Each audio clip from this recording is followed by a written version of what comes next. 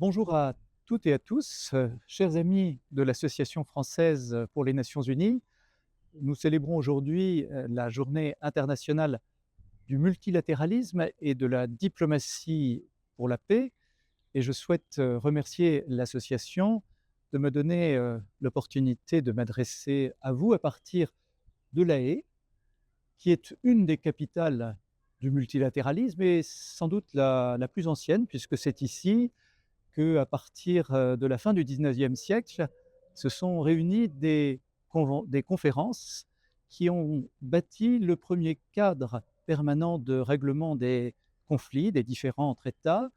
et établi des règles de codification du droit de la guerre. C'est ici qu'a été créée la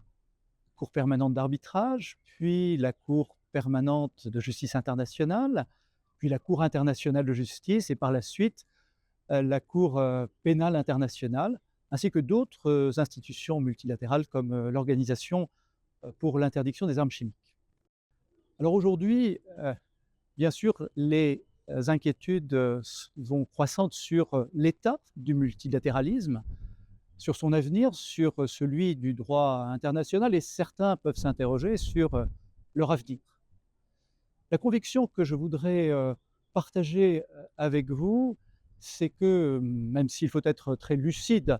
sur les défis auxquels nous faisons face, nous devons avoir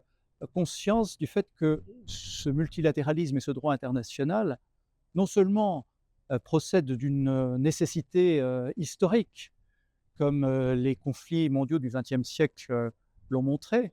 mais aussi sont indispensables pour faire face aux défis d'aujourd'hui et de demain auxquels l'humanité fait face, comme par exemple le changement climatique.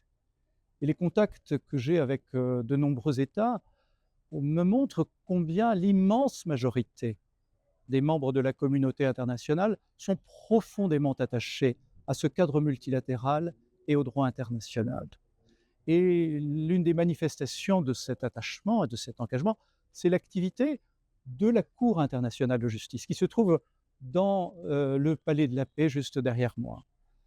Cette Cour n'a jamais eu autant d'affaires à traiter, n'a jamais été autant sollicitée par les États, fait face à des questions d'une grande importance, aussi bien sur le plan diplomatique que du fait des questions de nature globale qui sont posées, comme justement le changement climatique. Et cette Cour fait face bien sûr à certains défis liés à cette augmentation de son activité dans un contexte international perturbé. Et c'est ce qui justifie mon engagement